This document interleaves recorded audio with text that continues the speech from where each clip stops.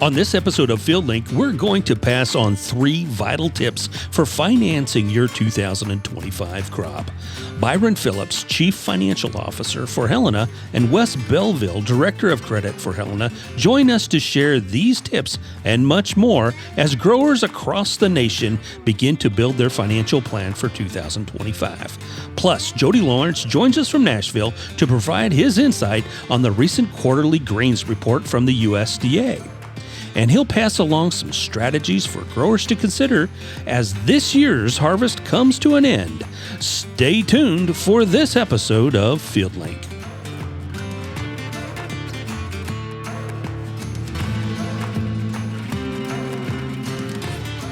And welcome back to FieldLink. On this episode, we're going to focus on tips for financing your crop for 2025. And joining me in the FieldLink studio today is Byron Phillips. Byron is the CFO for Helena, and Wes Belleville, he is the Director of Credit also for Helena. Guys, welcome to FieldLink. Thanks, Bill. Thanks for having us. Yeah, thanks for having us. Hey, guys, there's a lot going on in the marketplace today. You know, harvest is in full swing across the U.S. and in many places. And, we're certainly taking a look at commodity markets. We're looking at the U.S. economy. Lots of things are taking place in there. We're going to talk a little bit about that today and talk about some tips for growers as they get ready to finance next year's crop. It seems kind of early, but it's that time where we got to start thinking about that. And we're going to share some insight there today. But before we deep dive there today, Byron, why don't we start off with you? Tell us a little bit about you. Where's home and how did you get into your current role? Sure. So I am a lifelong Memphian. Grew up here, went to school here, and then for college I went out to University of Tennessee. So joined Helena in '97. Started out reconciling cash, and then I got to do quite a few different positions along the way, including the controller at Helena Industries for 6 years, and then controller here at Helena, and I got to do the treasurer role for 2 years, and now I'm CFO. So, wow, it's been a great ride here, and have enjoyed my time with Helena. So you've seen lots of different, I guess, areas of the industry. Both working with our retail locations, but also from the manufacturing side, all the way through the treasury side as well. Sure, it's been quite an education. I bet, for sure. And Wes, tell us a little bit about you. Where's home for you? I was raised in northern Indiana originally, and raised my family in Indianapolis, Indiana. Moved there as part of a job move for our family, and then also started with Helena about 20 years ago, Bill, and started as part of an acquisition, some growth that we had in our company. I came from a small local bank there, had worked in credit most of my career at that point, but Helena started making some acquisitions in the Midwest, and I started as a part of that in the credit manager role in the Indianapolis, Indiana office. That was a small division office that we have up there, and worked there for about 10 years, and enjoyed my time as the credit manager in that area, working with location personnel as they were acquired by Helena for the first time. So I got to go out and talk to them about Helena, our credit policy procedures, how to do things, how to get acclimated to Helena versus the way they had been doing things prior to that.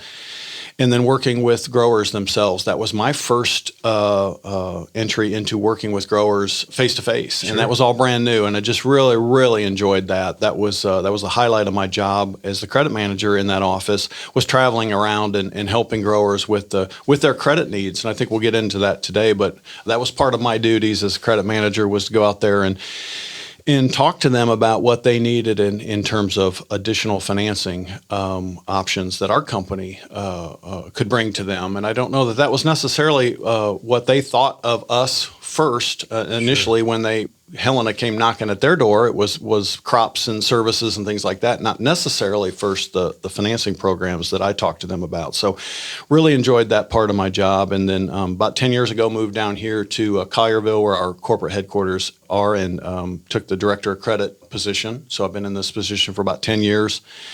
And primarily the goal is the same. I just do it a little bit different with the support of the credit managers that are currently in the field. I support and work with them each day on doing pretty much the same thing, credit policies, procedures, assisting them with any type of credit work that they need. And that still includes the financing programs and all that comes with that. So I really enjoy that part of my job still. And I just get to do that in a different way by supporting the credit managers out there in the field. Well, what's really neat, just listening to both of your stories here, is you guys have been in the game for a while. You've been around 25, 30 years into the business, 20 plus years with Helena. So you've seen a lot of cycles in the marketplace, good times and some rough times, which we're kind of in a little bit of that rough time right now, as far as the economy is concerned, as well as some of the ag commodities. And today we're going to talk about that a little bit. And Byron, why don't you tell us a little bit from your perspective, from a CFO's perspective? Let's talk about the state of the industry and some of the things that you're seeing from your seat on the bus. Sure.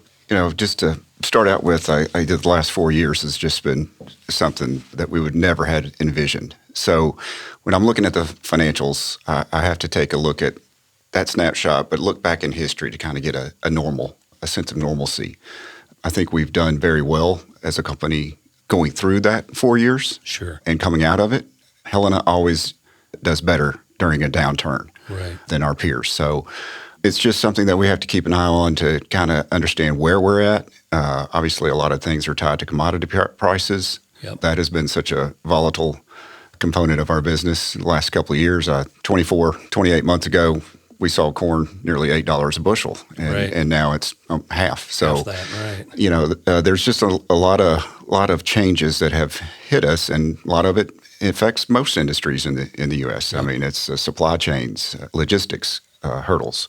So we're weathering that. We're trying to work through the evaluation of our inventory. We have been very disciplined around that. We have seen us be able to reduce our inventory values by 20% compared to last year. Wow. And that was a decline from the previous year. So just trying to get back to some sense of normalcy. So looking at our financials, I always have to take a look back, say the last seven to 10 years to try to get a good baseline of where we're at. Well, I think that's important because you throw COVID in there, which changed the world, obviously, and in some ways gave us this false illusion of, on-farm income was at some of the highest it's ever been during that era. And now we're kind of deep diving down. We're seeing some pretty significant reductions on-farm income of, 20, 25% off of where it was a couple years ago. So that's certainly changing, I guess, the perspective. Absolutely. And we look at that. And when we're looking at forecasted net farm income, it's kind of coming back to normalcy. Right. But the issue is the debt load has not started to come back. It's still on an upward trajectory there, the way we see our customers. So it's a heavy load. We're very, very sympathetic for the environment that our customers are going through right now with the commodity prices where they're at. We've had a lot of weather events. We just had Helena impact us. You have a farm bill that is going to be expiring today. So we'll be extending that, and that moves down the road and gives us more uncertainty in our industry. You have a impending labor strike on the ports about to occur. That's going to have some negative impacts on us. So it's just a lot of different things. I mean, you talk about COVID, but you also had a time period of the Great Resignation. So labor has been an issue. So with all the inflation that we have seen that has come about, that is a component that is something that not only our customers are experiencing, but we've experienced it. Sure. And so when you have that inflation, it just stays with you. And as our revenue line comes back to a similar environment as it has been over the last 7 to 10 years, that expense load has not gone down. So we have managed through our expenses as a company very well. We're less than 3% over our operating expenses from last year. But the issue is our operating expenses as a percentage of our volume has gone up 1.5%, and that's significant in our industry. So when you start talking the kind of dollars we're talking, it's a big impact. It's a big impact. So, upfront margins, margins in general, when you're in the devaluation environment, that's another obstacle. So there's just a lot of things going on. You got to keep your eyes on, but we're doing that, and we're being disciplined, and we'll get through this time period. And I think you bring up some really good points. We've been through this. We have been as an organization for over 65 years. And I think, Wes, as growers are getting ready, going through finance options, which we're going to talk about in a minute, but, they can feel very confident and comfortable, Byron, when they write a check to Helena that it's going to prepay. It'll be coming around the corner, a few months from now. They can feel very confident that they're doing business with a very strong and stable organization. Yeah, I touched on quite a few things around the profit and loss statement, but the balance sheet for Helena is something that I think we all should be very proud of. It's very, very strong. Our equity has grown substantially over the last 10 years. We have relatively no debt. Wow. We have our working capital needs have in the last 36 months or so had significantly gone up just due to the price of fertilizer, but we've seen that receded now, and so, we've had some really good experiences here as far as our free cash flows goes. Well, we've certainly something we're very proud of. Yeah, I think that's the take-home point is we've been financially responsible through not just these rough last couple of years, but really for over 65 plus years. Absolutely. Yes. Absolutely. Well, Wes Belleville, we're going to talk a little bit about as working in the credit side of things. Growers have lots of choices to make this year, as they can getting into harvest right now. It's, prepay time for some inputs, seed as being one major example. There's lots of questions out there in terms of what do I need to do for financing?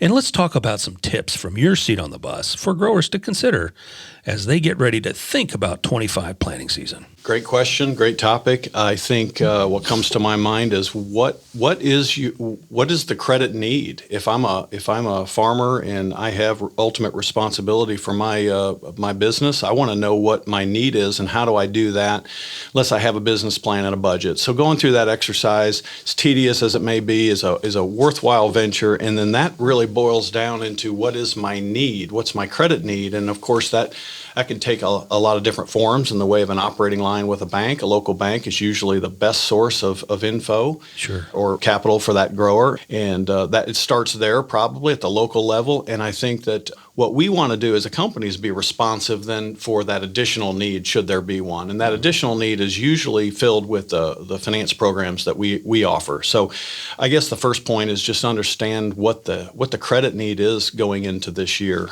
I guess second, my tip would be to a customer, know and understand your overall financial condition. That usually is summed up for us in the credit industry on a balance sheet. Could be something as simple as a balance sheet, and all that really is a listing of all the assets and the valuation of those assets compared to the debt that's owed against those assets. And that's basically what we're looking at in the credit world today, and I think many are familiar with that.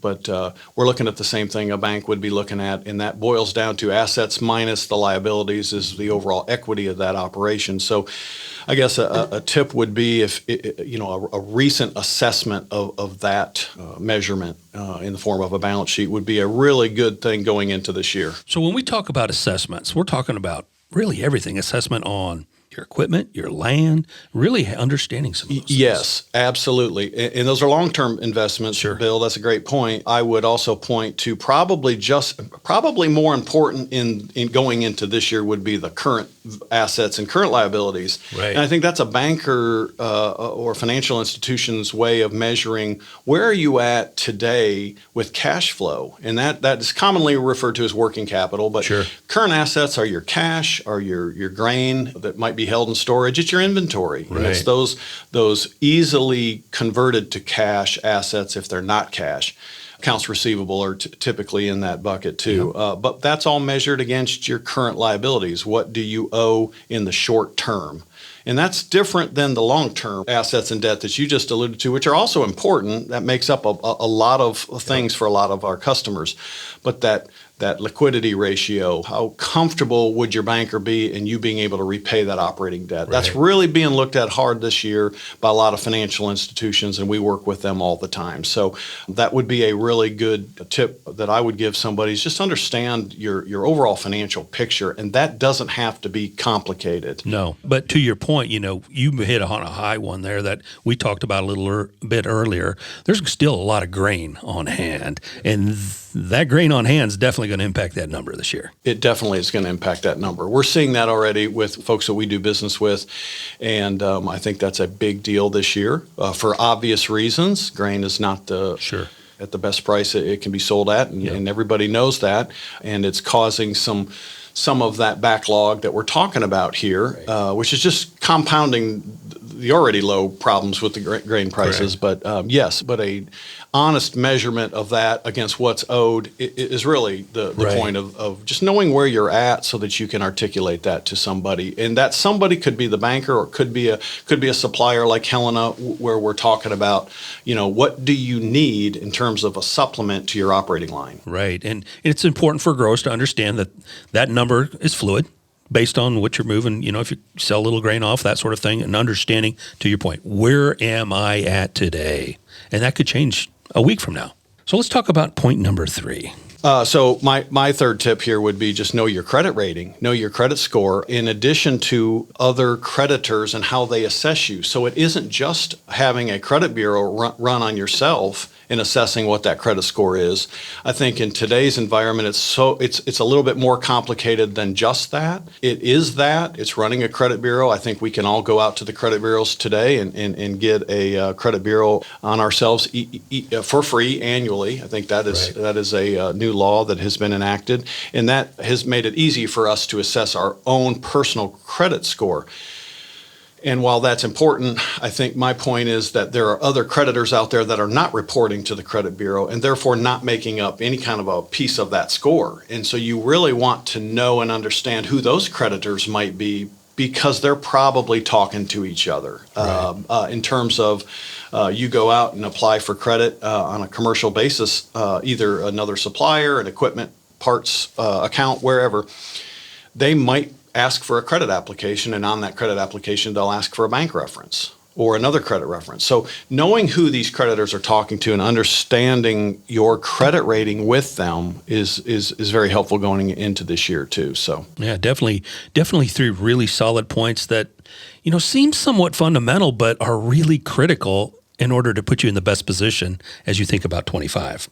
So Wes, tell us a little bit, how do growers plan for 25 as it relates to credit? What are some tips there? I think that we kind of touched on some of them, Bill. I think that it's talking to your banker, assessing your needs, and then talking to your Helena sales rep or Helena credit manager about how can I fulfill my need at the best in the best possible way, sure, and maybe at the best possible price. There's manufacturer programs that we deal with through the big third-party vendors that we all probably know. John Deere Financial would be a big one that we deal with. We also offer our Helena Finance program, but there are manufacturer programs where I wouldn't say 0% is still out there prevalent in the industry, but some lower interest rates are still available through these manufacturer programs. So knowing what's available and discussing that with somebody like a trusted Helena salesperson or advisor there or credit person that works for our company would be a very good way to start planning for the overall need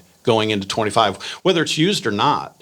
Many of our customers keep an open line of credit with some of these vendors just in case, sure, they do need them and they don't get drawn down upon, and that's fine. That's great. But overall, it can help make up complete the whole picture for what's needed during the year when certain things happen and we're not ready for them. We've got that in place. So yeah, I think you bring up a really good point.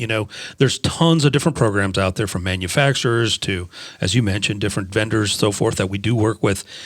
So the menu is pretty big. Even though you maybe haven't needed them in the past or haven't leaned on them in the past, they could be a very good option for you depending upon your situation, depending upon those 3 points that you talked about earlier. That's why it's critical to talk to your Helena representative to really understand what some of the options are out there. Yes, I think they're going to be well equipped. Talked about our credit managers, and they're part of their duties is to help equip our folks with this very conversation. So they should know, and if they don't, they have a trusted resource they can go to, because there are a lot of programs, and it can be overwhelming. But typically, our customers use one or two of these. Sure. And it doesn't have to be overwhelming. There's just a lot offered, and we can help pinpoint that down based on the purchase, the manufacturer, of their purchasing of the product, and help them back into a better rate. Or, our Helena Finance program is pretty popular with our customers, very popular with our customers, as a matter of fact, due to the ease of selling products to them, having them put on their account. Clearly, they can see that on their statement coming across their purchases, but then those invoices get automatically paid through our loan program at a pretty competitive rate too, I would say. So there's some integration and automation there that happens with our Helena Finance. And so a lot of our customers really use, again, one or two sources. We have many customers who sign up for Helena Finance because of the ease of it, but also have an open line with John Deere Financial. So we want to be responsive to our customers and the programs that they're already using. And I think we see both. We see some growers come and say, we have not used these programs in the past, but we need them. Help me navigate this. Or I use John Deere Financial every year, and I've used them for 30 years. And here, help me. Can Helena, can you take that payment with my John Deere Financial loan? Of course we can. So we want to respond, and that's how we end up using so many programs like Robo, Agri-Finance, John Deere Financials. We want to be where our customers are at in terms of payment. Well, and for some growers, Byron, they may not have needed some of these solutions over the last 10, 15 years. Because things have gone pretty well in a lot of cases. But the stigmatism of some of these programs might be, last resort, but that's really not the truth, is it? That's not the truth. And we, during this environment, we are focused on providing financing for our growers, but this is not something new for us. I mean, if our Helena Finance program, when I look back in the last 10 to 15 years, the significant growth in that program is just... It's very impressive. I mean, it has grown substantially. It's an excellent form of financing. There should be no stigma around that. Right. So it is just, it's a solution that we think is very beneficial for our customers. I think that's so important because, there's a lot of noise out there, a lot of different financial options. There's the new kids on the block that show up, ready to finance the world. And to your point, we've got years of stability, trust that's been put out there. And growers, if they choose to go down the Helena Finance path, they can trust that we're stable, as you mentioned. We've got a strong history there. And when they do write a check to Helena, they can trust that it's going to, be a secure place for their investments from the finance side, but also for the prepay side. Absolutely. Yeah, like I said, that our financial health is in very great shape, and that's not something new for us. We had two CFOs before me that had a span of 30 years. Wow! And they've laid the foundation over that course of time. So with that, we've been very disciplined, and that has paid dividends for us as far as what our financial health looks like. Well, hearing that's so important because, as we transition to, usually after harvest, a lot of growers are involved with prepay, especially for fertilizer and seed and other options. So Wes, Belleville, what do you feel, has anything changed this year when it comes to prepay? What are some things growers ought to be thinking about in that space? I'm really not sure what's changed. I think that once growers start prepaying, I see the annual habit of prepaying for many of the same products, maybe some different products here and there, maybe some more seed this year because the discount's greater. I would estimate that our prepay commitments from our customers would be very similar going into this year. I think that many of them are used to that cycle, and once you get into that cycle, that's very, as long as you're able to prepay, you're going to prepay because the discounts are there. And again, it goes back to managing that bottom line as best as possible. So I think that I would estimate that we would be in line with where we have been in terms of overall prepaying customers in the past. Yeah, it feels like the key as we kind of look at the overall environment, Byron, is that the big key here is to don't stick your head in the sand so much.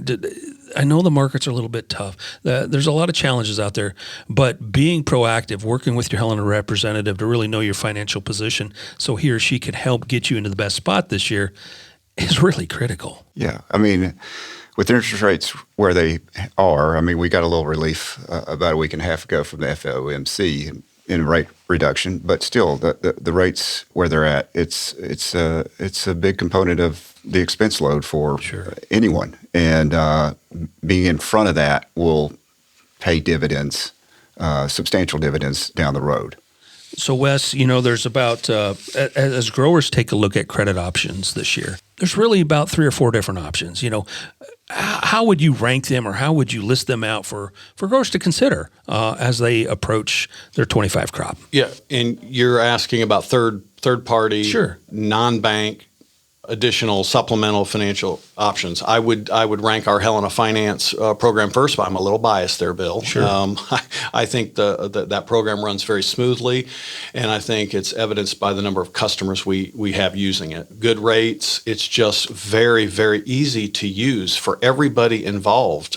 And our customer is obviously first there, but it's very easy for our locations to communicate with the customers and decide what is getting financed there. So that by far my first choice would be Helena Finance. John Deere Financial would be a really close second there because we have so many customers who are just used to using that, and it's all about, again, ease of use. And so I would say they're very easy to work with. They've been a partner of ours for well over 20 years, and they've streamlined their underwriting process so that if you're a new customer, they really do ask a minimal amount of information for an unsecured line of credit that is, again, designed to be a supplement to your operating note. I don't know that they are out there saying we want to replace your bank.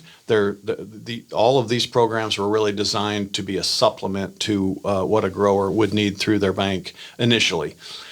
But they do make it easy. They make it very easy, and very little financial information is needed to get a pretty sizable loan with them these days. And again, it just goes to their automation, some of their underwriting, and some of the decisions they've made. But good partner for Helena, and good partner for many, many of our customers. So I put them at a close second. Rabo Agri-Finance, growing volume with us, a good partner to have. Many customers are catching on there with them, and I think they are finding better ways to be more competitive with the John Deere Financial. So a little bit easier to work with than they have in the past, and they've been a pretty good partner of ours for a while too. So yeah, those are some really good options for growers to be aware of as they're talking to their Helena representative. Those 3 are really good options, and there's probably more as we get into private, independent financing, whether it be through third-party seed companies, whatever it may be. There's going to be some options out there. Well, there will be, Bill. And what we found going through these cycles the way that we have is there's ones that pop up, and then there's ones that go away. And so I want to bring about and talk about the ones that have been there through the cycles. And that's where we have found our best partnership is with those. And it's not to downplay other ones that you'll see come up. It's just to say these are the ones that our customers are happiest with, are most satisfied with, and therefore that's who we're trying to open up to and become good partners to, and we have. So yeah, I think that's a really good point. They're stable, they've been around, they've proven track record, right? Proven track record. Yeah, that's so important. Byron, what do growers need to know to ensure their line of credit is up to date these days? Lots of changes are out there. Is there any tips that you guys could share as it relates to ensuring that their credit line is up to date? Yeah, sure. I mean, it's just some of the stuff that Wes referenced earlier. It's getting your financials in order because a lot of balance sheets have changed dramatically over the last 24 months. So I would just encourage our growers to invest the time in that, get them up to date, and then Come see a Helena rep and let's go ahead and get some lines in place and get that one piece of your business behind you that you don't have to worry about. Right.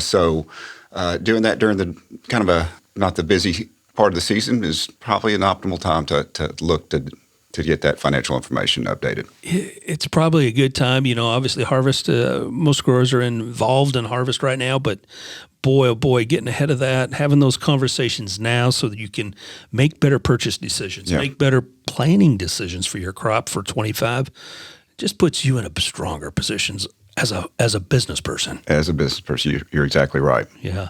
Okay, guys. So I know you've got some new innovation that you're going to be bringing forward here in the near future to make our customers' lives a little easier and a little more efficient. What are some of those things you guys want to share? Yeah, I would say that Eric Cowling has really challenged us to make that customer experience optimal and to make things more efficient. So we have a real focus on that, not just in this area, but we have been focusing on our customer payment portal to make that process smooth and easy, and Wes can give you a little more details around that, but we're very excited about it. Yeah, we are, awesome. Byron. The online payment portal, we call it Helena Agri-Hub, and we are rolling it out on a very limited basis, so we make sure we've got it working very well before we go company-wide. Yeah. It's working very well, but it's really making our customers' lives easier when it comes to accessing their account online. It gives them a real good option to go online and not just make payments, but hey, I need a copy of an invoice or two. I can print off the same copy of the invoice that my location sent me. Monthly statements. I want to receive my monthly statements via email. I don't want to get them in the regular mail anymore. That option's there. So just an overall big picture view of the account where we're giving them access to that picture, as well as drilling down into the details of the products on the invoice and everything that they'll need to manage their account. This is the information we have at our sales locations as we're invoicing them, and it's the right thing to do to let the customer then see all of that detail and then make payments. We want to make payments very simple and easy.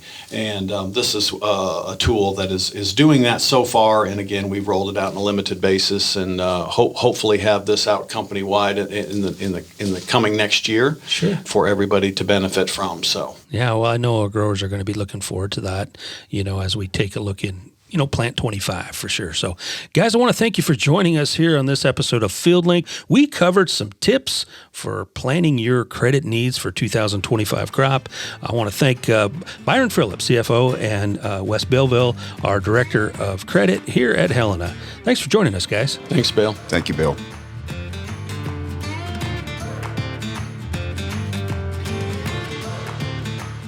And welcome back to FieldLink. Want to welcome Jody Lawrence from Nashville.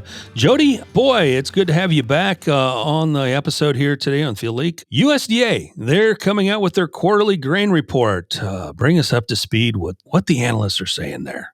Well, Bill, it's good to be back, and I know that we've got a lot of people that listen to this in the Southeast and in the lower Ohio Valley that were affected by the hurricane this weekend, and we're thinking about them and hope that the damage from all the rain and the winds was minimal on your operation and for your family. So first and foremost, I know we're thinking about those individuals. And yeah, today was a big day coming out of a big weather weekend because the USDA put out their quarterly stocks report, and that report, they gather all their data as of September 1st and then put it out at the end of the month to triple check all their information from all their sources. But this report has a history of having some kind of wild numbers in it simply because we always talk about the USDA monthly reports, and then we talk about what is the final yield report in January. And this is the report where if the USDA is going to admit they were wrong, either too high or too low in any of their columns, demand, production, exports, you pick it, that this is the one that has been affected historically the most. And today, nothing big, no limit moves one way or the other, but the corn number came in very friendly, and they did it by cutting the September 1st stocks by 81 million bushels. And then in kind of an add-on, you could do some math that they probably added another 51 million bushels of demand coming up for this year. So that 135 million bushel reduction of ending stocks was significant. And we saw corn at a couple points today, up 8 or 9 cents, hitting up against some psychological areas that everybody was hoping to get to in the 425 December futures. But those numbers were supportive for corn, and the wheat numbers were neutral to supportive, but the corn number helped wheat, while the bean number was pretty much in line with everybody's estimates. And after a $1.20 rally market, it really they didn't have any positive news to keep buying, but it was only off about a nickel, which in beans is just pretty much a modest day. So all in all, you have to like it, even though it seems odd to talk about, wow, well, we're happy to get corn back to 425 considering where we've been. We are on the tail of almost a 50-cent rally in corn, which has been very welcome. And to get it during the harvest of a record crop seems kind of counterintuitive to everybody, but that's more typical of the recent trends in these markets over the past 3 to 5 years. Well, and to your point, during record harvest, and we're seeing that record harvest starting to happen.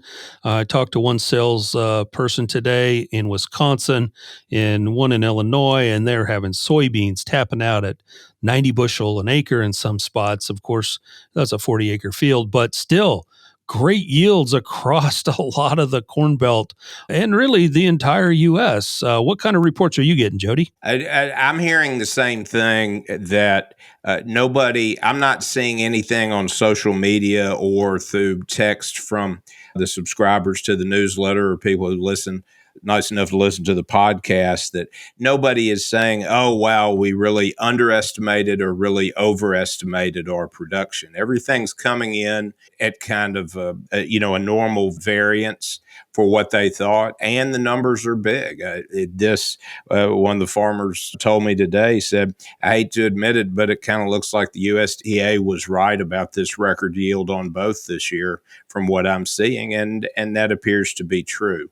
Harvest is speeding along. Is probably going to be today, when the report comes out in a little bit, about 18 to 20% finished.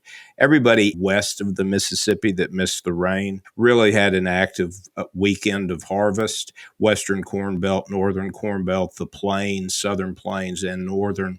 And with that, and looking at the forecast out to the middle of October for all of the Corn Belt, as the Eastern Corn Belt dries out from this weekend, harvest may very easily be halfway done within the next 10 to 14 days, which is not a record fast, but it is awfully fast for record yielding crops of a 4.2 billion bushel bean crop and a 15.1 billion bushel corn crop. Jody, with the harvest picking up that kind of pace, that speed, to your point, with some record yields, do you potentially see any impacts, some rallies maybe, or, things getting tightened up a little bit from a storage standpoint and a logistics standpoint? Well, there are a couple things. The rallies that we've seen, the counter season, we call them counter seasonal because everybody is used to harvest pressure up until the crop is about 50% harvested. But the new trend, like I said, over the last 3 to 5 years, and especially in years where we don't see any major weather issues, that the crop would be getting significantly larger by great August rains or significantly smaller by something like the derecho that we saw years ago, and other odd events, is the markets are bottoming earlier, and they are bottoming at September 1st notice day. And that is when most farmers have priced their, a lot of last year's harvest, just waiting and rolling it out as far as they can. And then at the end of August, when September 1st notice day comes in for those futures, and those elevators are asking for a decision, either deliver it or roll it forward, that's when we're finding is more the bottom, the harvest low, even though in a lot of places harvest hadn't even started. So the opportunities that we're seeing are becoming more and more in September, and this year is no different. You've got a dollar plus rally in beans. You've got a near 50-cent rally in corn since those September 1st notice day lows. And with December corn touching today 425 and November beans poking up in the 1040 to 1050 area, every farmer's got a great opportunity to take advantage of these rallies right when you have so many bushels to make a decision on. Because what we're seeing that's also leaves me scratching my head a little bit, we are seeing a lot of improved basis where elevators are calling the farmers now, hey, we'll give you 15 cents better just on basis in addition to the rally. So talk to your elevators, because there are several other things here. Not only are we seeing some irregularities, I'm not going to call them crazy changes or anything, but some market irregularities, a better harvest basis during a record crop.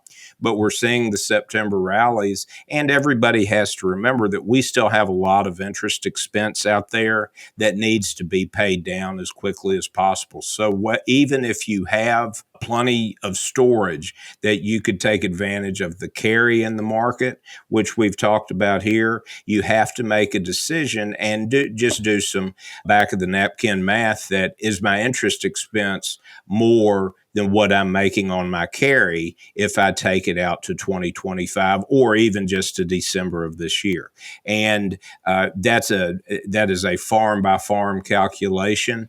And it's something that, just like in any business, the people with less debt and less interest exposure are going to have a little more flexibility and be able to take advantage of that basis. But you certainly want to look at what is my best bottom line decision during harvest right now, while we're getting rallies in basis, while we're getting rallies in the futures, because I want to cut off that interest bleed out of my account as quickly as possible and know exactly where I sit. Because it's not a long calculation. It's something that you can get done, or certainly talk through somebody on the phone. I'd be happy to help everybody that I work with when they're in the combine to help them with the math, because this is the time of year you have some opportunities popping up. You have to know what those numbers are so that you can make a comfortable decision and say, hey, I'm doing the right thing here by rewarding this rally.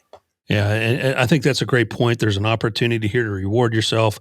And Jody, recently, 2 weeks ago, we had the feds cut some interest, which certainly going to have an impact on growers as they get ready to make plans for 25. But to your point, this rally may be able to help offset some of those things, may be able to put you in a little bit better position for 25. Exactly, because while everybody wants to see lower rates, and the market momentum and all the rhetoric from the Fed certainly points to that, and the economic numbers that we've seen, we are still not at the 2-3% interest rate environment that we enjoyed from basically 2018 through COVID up until February of 23.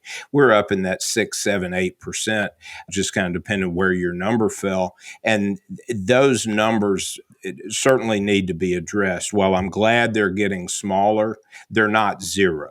And it is an expense, and it is something that you need to look forward to, or look at currently with the interest that's accruing now on your open loans, and also look at where can we cut those interest expenses for the 2025 crop. Is it through prepay? Is it through zero interest programs from a lot of the vendors? Is it on your seed? Is it on your other inputs?